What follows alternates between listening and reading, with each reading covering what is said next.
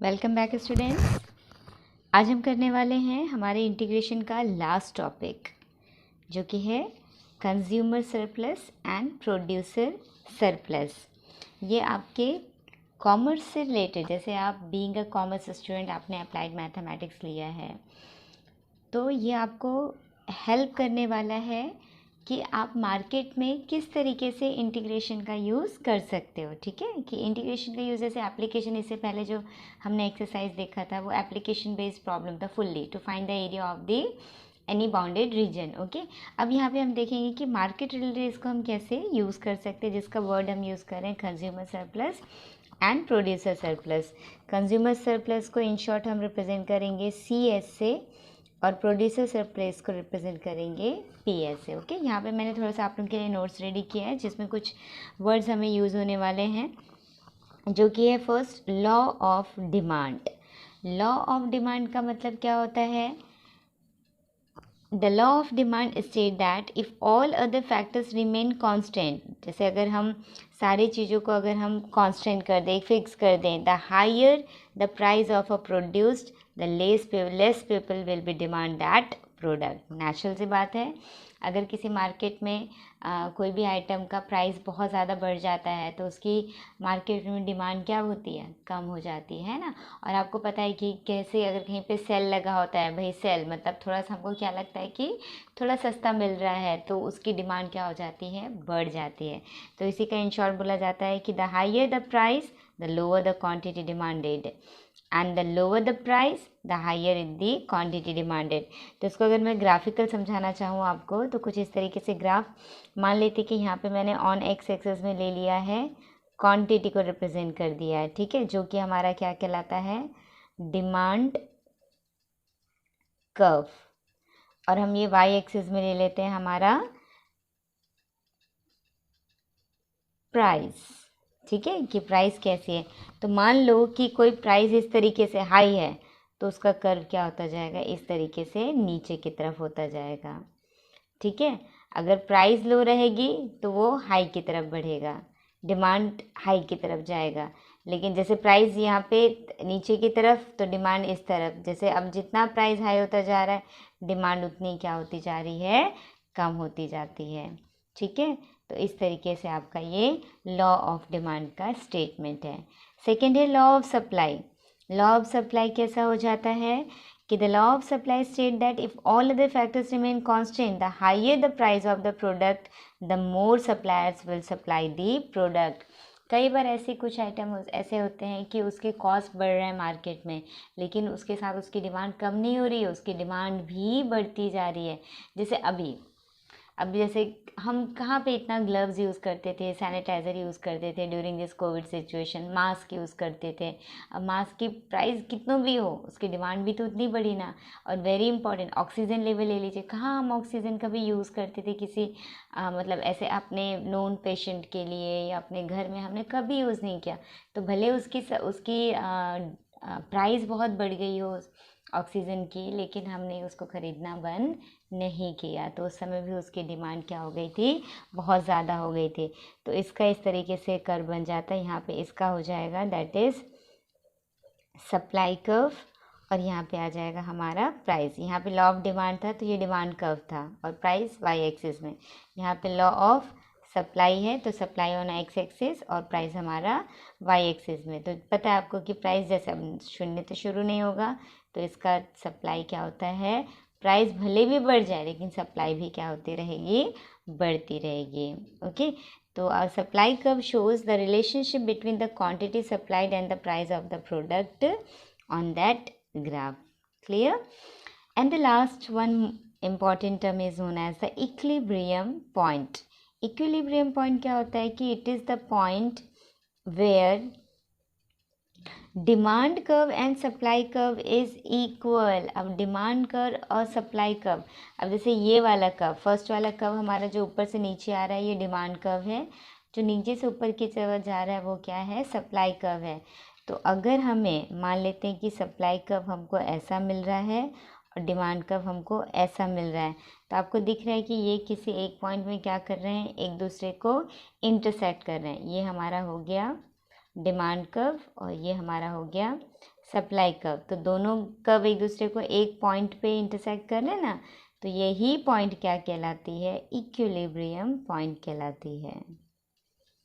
ठीक है, जहाँ पे आप ये बोल सकते हो कि it is the point where demand curve and supply curve is equal. Demand curve, that is the demand curve is equal to the supply curve. ठीक है, so this are the basic things. इसमें आगे के कुछ words हैं जो हम देखते हैं। तो हमारा है consumer surplus.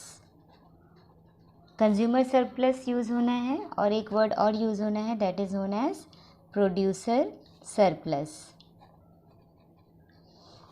So consumer surplus और प्रोड्यूसर सरप्लस क्या होता है? इन शॉर्ट, कंज्यूमर सरप्लस को हम बोलते हैं CS एंड प्रोड्यूसर सरप्लस को हम बोलेंगे PS। दोनों ही एक फंक्शंस को डिफाइन करेंगे student.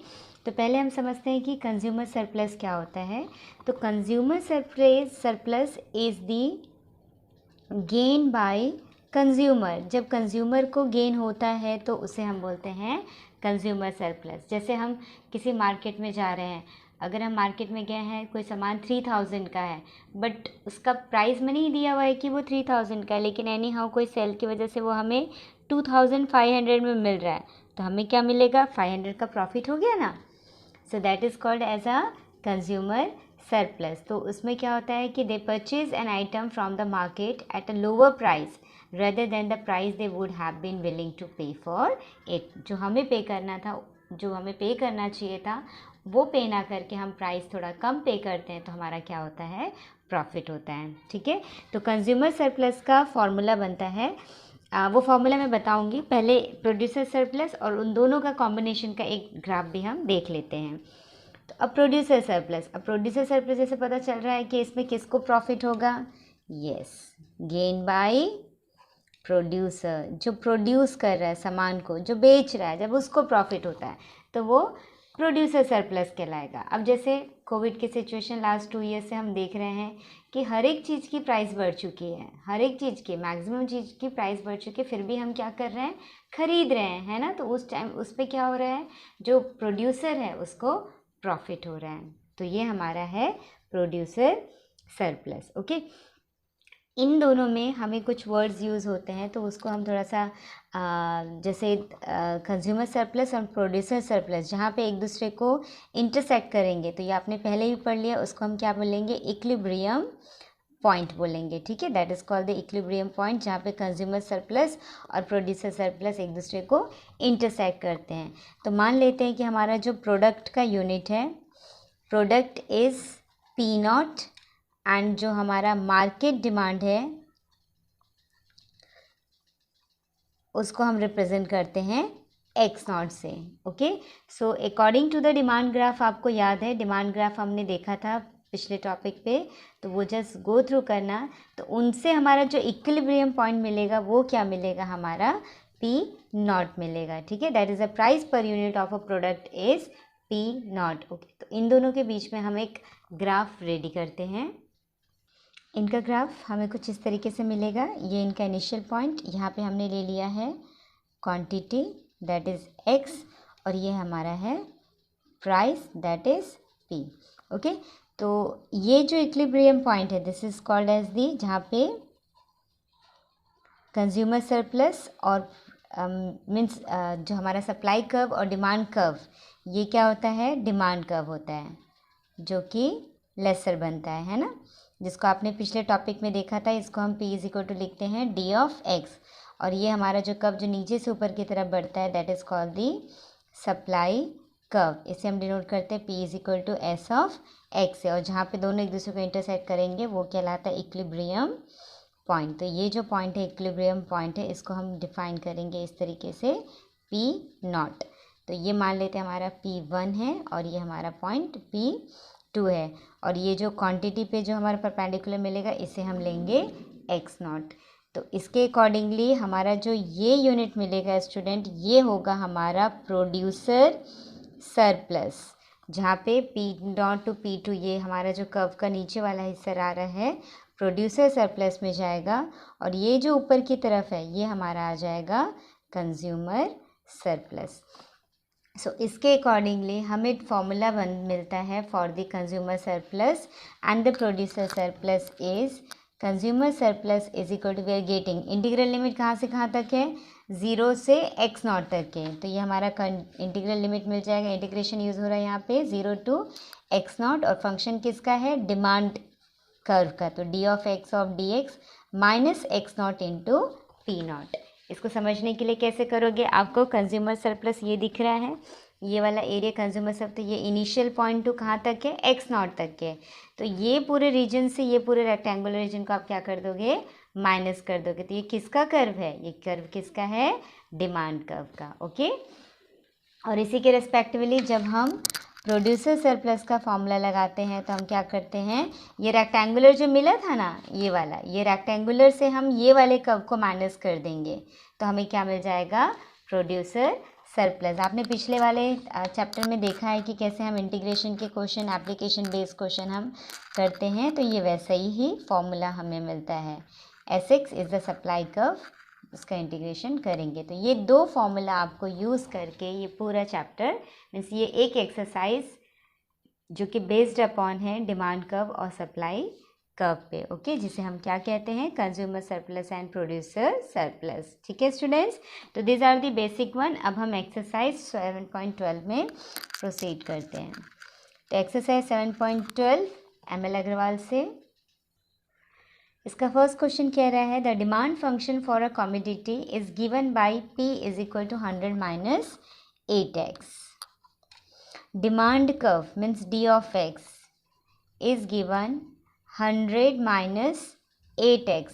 Find the consumer surplus, आपको फाइंड आउट करना है at equilibrium price that is P naught is given as the 4। तो पहले P नॉट गिवन है तो हम पहले सबसे पहले क्या निकालेंगे, x नॉट। तो P नॉट क्या मिलेगा आपको, एक्चुअली ये मिलेगा P naught is equal to 100 minus 8 of x naught. तो P नॉट की वैल्यू रख दीजिए, मिलेगा 4 is equal to 100 minus 8 x naught.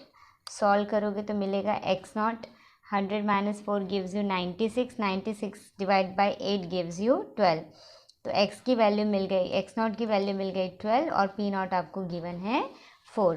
तो आपको क्या निकालना है, कंज्यूमर सरप्लस। तो कंज्यूमर सरप्लस का फॉर्मूला अभी देखा हमने, 0 to x naught D of x with respect to D X not P naught. तो जितने बार फॉर्मूला आप लिखोगे, फॉर्मूला लर्न करने का ईजीएस्ट वे है वो।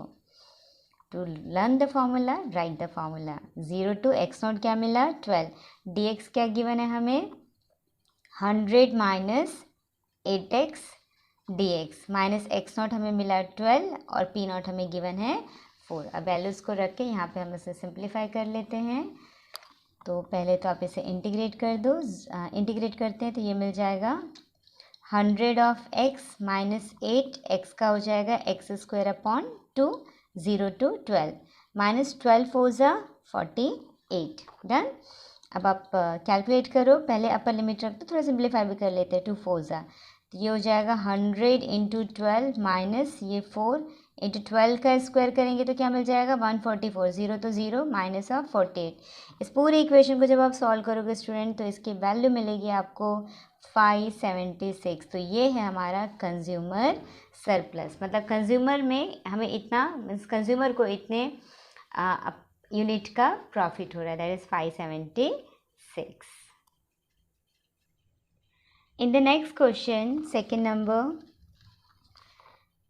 the demand function for a commodity is given, dx is given, p is equal to 4 minus x square. Find the consumer surplus when the market demand is 1। याद है अभी just हमने जो curve आपको बताया था consumer surplus and producer surplus में, वहाँ पे एक मार्केट डिमांड हमने डिफाइन किया था, किससे, x नॉट से। यस, तो यहाँ पे मार्केट डिमांड मतलब x नॉट की वैल्यू गिवन है हमें 1, यहाँ पे p नॉट की वैल्यू गिवन नहीं है। ठीक है, तो सबसे पहले हम p नॉट निकालेंगे यहाँ पे। तो p नॉट क्या हो जाएगा, तो p नॉट इज इक्वल हो जाएगा 4 माइनस x नॉट का square. So put the value of this one, will get the 1। सो हमें p नॉट की वैल्यू क्या मिल जाएगी स्टूडेंट्स, 3 मिल जाएगी। ठीक है, और x नॉट हमें गिवन है 1। हमें निकालना है कंज्यूमर सरप्लस, जिसका फॉर्मूला होता है 0 to x naught D of x with respect to D X minus x naught P naught. Put the all values and get the evaluation. तो 0 to 1 dx हमारा है 4 minus of x square, dx minus x naught is 1 into P naught, that is 3. Solve करो, 4 का integration करोगे 4x, x square का integration आप करोगे x cube by 3, limit आ जाएगा 0 to 1 माइनस ऑफ 3. सॉल्व कर लो, पहले 1 तो 4 माइनस 1 बाई 3, 0 तो 0 माइनस 3. ओवरऑल आप सॉल्व करोगे तो आपको मिलेगा ये 2/3. ठीक है, चलिए नेक्स्ट क्वेश्चन देखते हैं हम. अब वो आ जाएगा वैल्यू ई के फॉर्म में है ये टर्म. ठीक है, तो ध्यान से करना है हमें. फोर्थ सम क्या कह रहा है? The demand function of a product is dx हमको गिवन है p is equal to 10 e to the power minus of x. Find the consumer surplus when the market price is p is equal to 1. मतलब यहाँ पे p की value हमको given है, मतलब p is equal to P naught ही समझ लीजिए आप. ओके, उसके यहाँ पे मार्केट प्राइस हमें गिवन है. और एक और हमको गिवन है, हिंट में दिया हुआ है that given is equal to log e to the base 10 is equal to 0.4343. आप सोचोगे कि इसका यूज़ कैसे करेंगे, तो इसका यूज़ जब आएगा क्वेश्चन में तो डेफिनेटली आई विल एक्सप्लेन. तो सबसे पहले तो पी नॉट गिवन है तो भाई एक्स नॉट निकाल लेते हैं. तो हमें मिल जाएगा P naught is equal to 10 e to the power minus of X naught. तो पी नॉट की value 1, 10 e to the power of minus x naught. यहाँ से हमारी वैल्यू क्या मिल जाएगी? e to the power minus x naught हमको मिल जाएगा 1/10. अब e की वैल्यू निकालनी है तो हमारा टर्म क्या हो जाएगा? यहाँ पे हम x की वैल्यू निकालने के लिए हम क्या लगाते हैं? लॉग. तो लॉग e की वैल्यू 1 मिलती है, तो हमें मिलेगा minus x naught is equal to log 1/10. अब लॉग 1/10 को क्या लिख सकते हो आप? माइनस लॉग 10 लिख सकते हैं. लॉग 1 माइनस लॉग 10, तो आपको मिलेगा माइनस लॉग 10. यहाँ से दोनों से माइनस माइनस कैंसिल कर दीजिए, तो एक्स नॉट की वैल्यू मिल जाएगी लॉग 10. ठीक है, लॉग 10 का मतलब क्या है? Yes, log 10 to the base e. यहाँ पे आगे हम कंटिन्यू करते हैं. X naught is equal to हमें मिल रहा है लॉग 10, मतलब log 10 to the base e. तो इसका मतलब इसको पता है आप क्या लिख सकते हो? 1/log e to the base 10 भी लिख सकते हो. ठीक है, वो जो वैल्यू यहाँ पे यूज़ हो रही है ना log e to the base 10 की, वो आप आगे जाके यूज़ करोगे. तो मैं यहीं पे थोड़ा सॉल्व कर देती हूँ इस वैल्यू को. तो log एक्स नॉट की वैल्यू निकालने के लिए log e to the base 10 की वैल्यू हमें दी है 0.4343. जब आप इसको सॉल्व करोगे तो ये मिलेगा 2.3 अप्रॉक्स में जाएगा. ठीक है स्टूडेंट, कैलकुलेट करके आप ज़रूर देख लेना. जब आप 1 को 0.04343 से डिवाइड करोगे we get 2.3 approx value. So therefore अब सी एस की वैल्यू रखते हैं हम, जो कि है 0 to x not dx minus x not P naught. तो 0 to x नॉट की जगह पे आप वैल्यू रख दो. तो फिलहाल अभी मैं रहने देती हूँ. dx क्या दिया है हमको? 10 e to the power minus x not की वैल्यू यहाँ पे 2.3 और पी नॉट हमको गिवन था 1. Integration 10 e to the power minus X का e to the power minus X with the minus sign, और ये लिमिट ले लेते हैं 0 to x नॉट माइनस 2.3. फिर हम लिमिट रखते हैं -10, ये हमें मिल जाएगा e to the power minus x not और minus e to the power minus 0, तो 0 ओनली माइनस 2.3. आपको पता है हमें e to the power minus x not की वैल्यू कितनी मिली थी?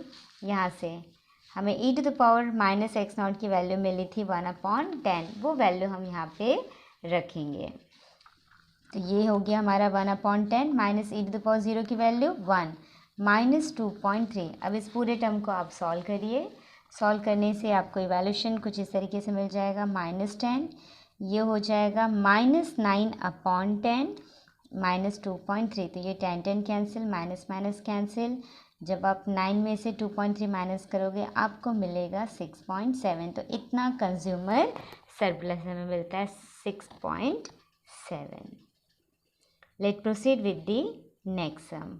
सेइंग द सप्लाई फंक्शन, मतलब Sx हमको गिवन है P is equal to x plus 20 raise to the power 2/100. यहाँ पे फाइंड आउट करना है हमें प्रोड्यूसर सरप्लस, जहाँ पे हमें मार्केट प्राइस गिवन है 25. मार्केट प्राइस मतलब यहाँ पे है P naught is equal to 25. Okay. तो सबसे पहले क्या निकालना पड़ेगा आपको, पी नॉट एक्स नॉट निकालना पड़ेगा, क्योंकि मार्केट प्राइस है, वो मार्केट डिमांड था जो एक्स नॉट हम लेके चलते हैं। मार्केट प्राइस हमको दिया है 25, तो ये रख के पहले वैल्यू रख लेते हैं हम। तो P naught is equal to हो जाएगा X naught plus 20 raise to the power 2/100। P naught की जगह हम रखेंगे 25, ये 100 यहाँ पे ले लेते हैं हम, is equal to x naught plus 20 का होल स्क्वायर। तो 25 किसका स्क्वायर रूट है, दोनों से स्क्वायर रूट कर देंगे, तो ये 25 5 और ये हो जाएगा 10, तो ये हमें मिलेगा 50 is equal to x naught plus 20। It means X naught is equal to आपको क्या मिल जाएगा 30, और पी नॉट कितनी गिवन है हमें 25। तो देयरफॉर हमारा प्रोड्यूसर सरप्लस का फॉर्मूला क्या होता है, x not P not minus 0 to x not supply function into of dx।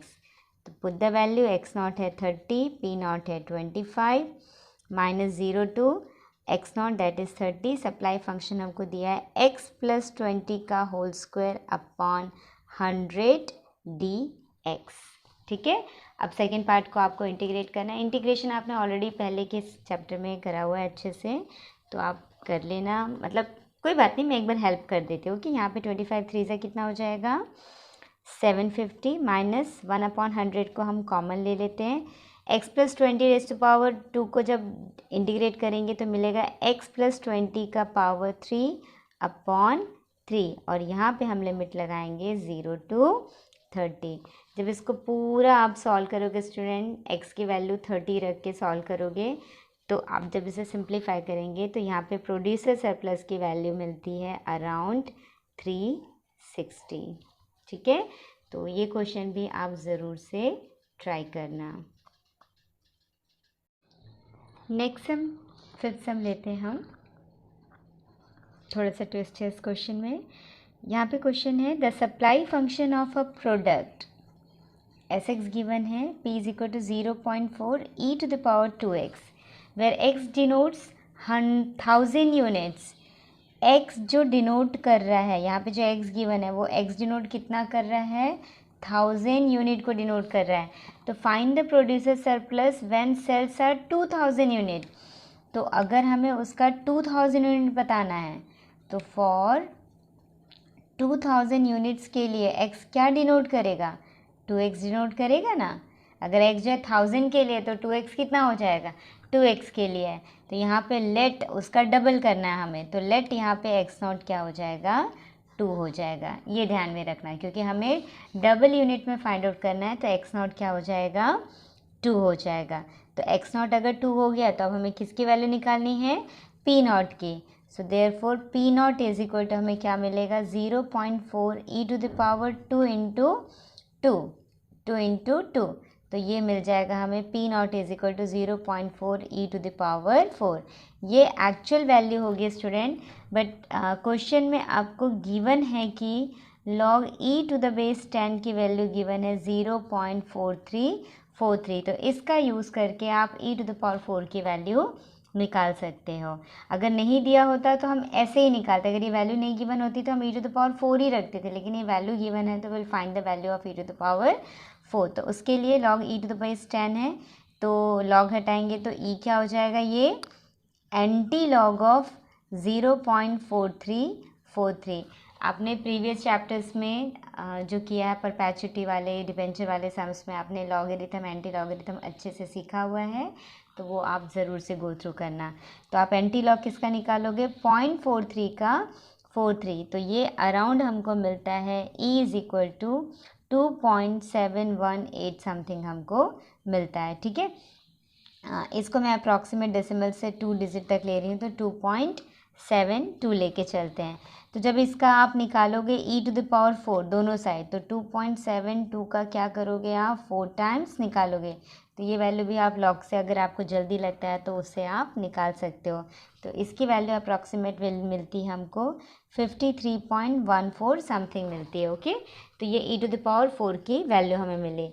So therefore हमें क्या निकालना है प्रोड्यूसर सरप्लस। प्रोड्यूसर सरप्लस का फॉर्मूला होता है x not P not minus 0 to x not supply function with respect to D x. Okay, ये हमें अभी इसका second part integrate. X not कितना था 2, पी नॉट कितना मिला है 0.4 e to the power 4 minus 0 to x not की वैल्यू 2, एस एक्स हमको क्या मिला है 0.4 e to the power 2x D x. इसे हम इंटीग्रेट करेंगे और जो वैल्यूज़ हमने निकाली हुई है वो वैल्यूज़ पुट करते हैं। ये है 2 इंटू 0.4 का हो जाएगा 0.8, ई टू द पावर 4 की वैल्यू मैं यहाँ पर रख सकती हूँ, that is 53.14 minus 0.4 as it is. E to the power 2x को इंटीग्रेट करोगे तो क्या मिलेगा e to the power 2x upon 2, limit रखते हैं हम 0 to 2। ठीक है, अब इसे आप मल्टीप्लाई करोगे 0.8 53.14,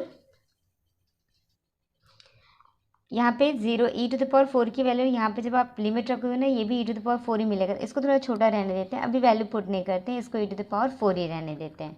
तो 0.8 e to the power 4 minus 0.4, अब ये 2 कैंसिल करेंगे तो ये 0.2 हो जाएगा, तो ये हमें मिल जाएगा 0.2। अब लिमिट पुट करते हैं हम, तो E to the power 2 into 2 रखेंगे तो 4 minus E to the power 0 रखेंगे तो वैल्यू आ जाएगी 1। तो ये क्या मिलेगा 0.8 e to the power 4 minus 0.2 e to the power 4 minus minus plus 0.2। तो ये दोनों थोड़ा सिंप्लीफाई हो गया ना, नहीं तो यहाँ पे कैलकुलेट करते फिर एक बार और कैलकुलेट करते, तो यहाँ पे वैल्यू डायरेक्ट ना रख के पहले हम थोड़ा इसको सिंप्लीफाई करेंगे। तो 0.8 माइनस 0.2 क्या मिल जाएगा 0.6। तो हमें वैल्यू मिल रही है पी एस की 0.6 e to the power 4 minus minus 0.2। तो ई टू द पावर 4 की वैल्यू कितनी मिली थी हमें 53.14 प्लस 0.2। जब आप इसे कैलकुलेट करोगे तो इसकी वैल्यू आएगी 31.88 प्लस 0.2। आप जब इसको सॉल्व करोगे तो मिल रहा है 32.08 अप्रॉक्स स्टूडेंट। ठीक है, पूरी वैल्यू क्योंकि हमने डेसिमल के 2 डिजिट ली है। आपके बुक में शायद ये आंसर 32.96 है, तो वो फ्रिक्शन हो सकता है, but it is acceptable. Okay, the main thing is कि क्वेश्चन को हमने कैसे सॉल्व किया है आपको ये समझना था। Let's see the next some, 6th sum. The demand and the supply functions are given.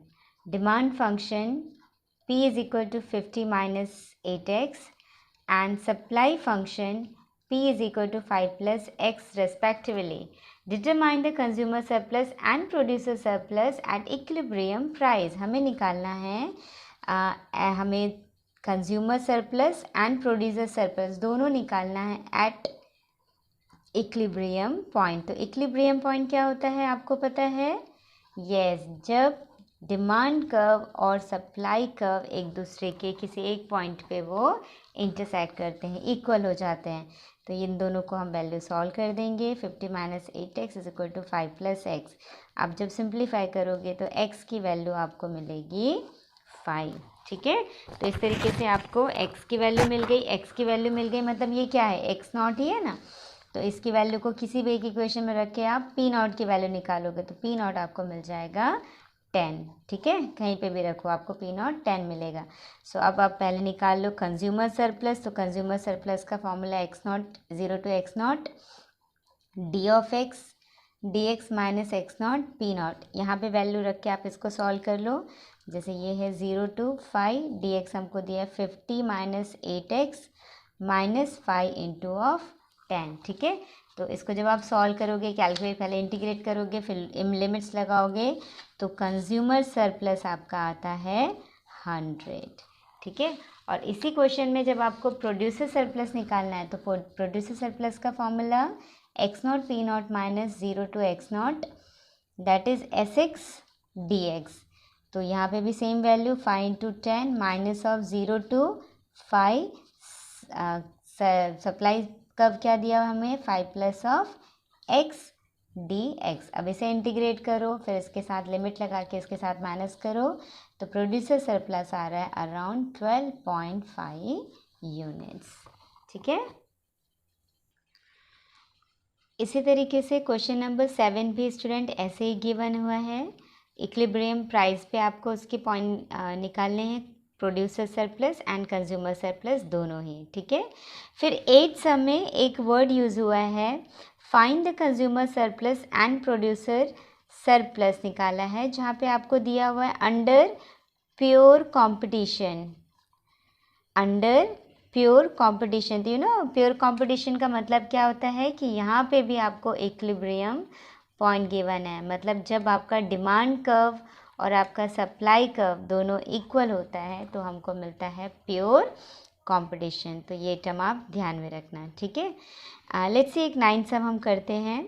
For a particular commodity that demand function is 26 minus x square upon 100 and supply function is given x square upon 400 plus of 6.